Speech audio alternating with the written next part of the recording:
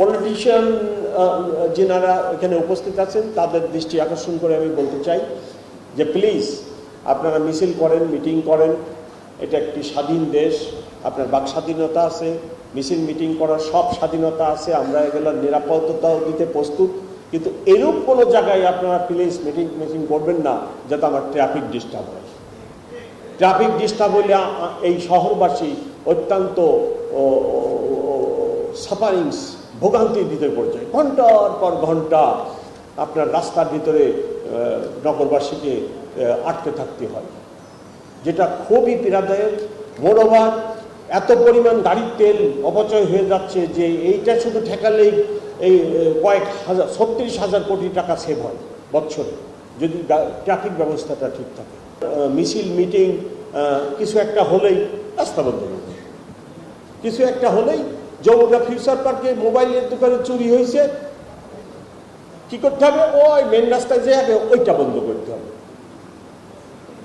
তা আবার মামলাও দিবেন না, তো কি বিপজ্জনক অবস্থা। এই বিষয়টি আমি পলিটিশিয়ানদের দৃষ্টি আকর্ষণ করতেছি, অবশ্যই বিবেচনায় নেবেন। আমি কাজ করতেছি, কিছু গ্রাউন্ড ওপেন ফিল্ড আমি ঠিক করে দিতে চাই, সেখানে আপনারা মিটিং করবেন। আপনি প্র্যাকটিসটা, এই যে একটা প্র্যাকটিস যে রাস্তা ডিস্টার্ব হয়, এই প্র্যাকটিসটাতে পরিবর্তন নিয়ে আমাদের করতে হবে। আপনারা করবেন, যারা করবেন সবাই একটা ওপেন যে মাঠে করলে আপনার রাস্তা ট্রাফিক ডিস্টার্ব হয় না, সেই জায়গায় যদি আপনারা এই প্র্যাকটিসটা না নিয়ে যান, তো এইসব সমস্যার সমাধান কে করবে বলেন? পুলিশের একার পক্ষে এগুলো সম্ভব হবে না। আর একটা ইম্পর্টেন্ট বিষয়, সেটা হলো কেসের ব্যাপারে বলছেন যে এক একজন 40টা 50টা করে কেস মাথায় নিয়ে ঘুরতেছেন।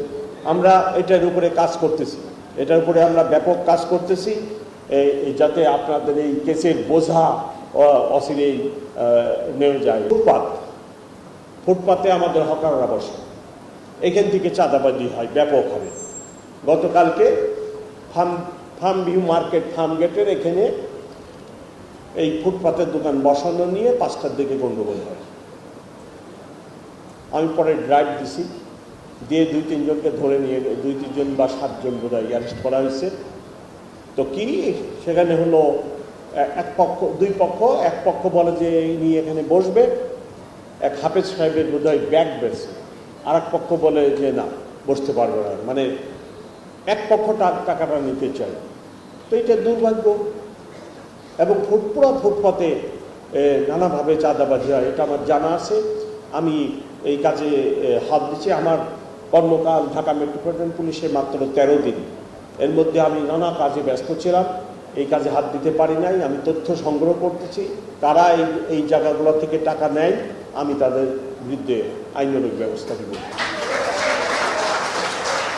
একজন অটোরিকশা সম্পর্কে অটোরিকশার নেতা বিস্তারিত কথা বলেছেন। আমি অটোরিকশা মালিক এবং নেতৃবৃন্দের সাথে 2 দফা কথা বলেছি আমার অফিসে থেকে।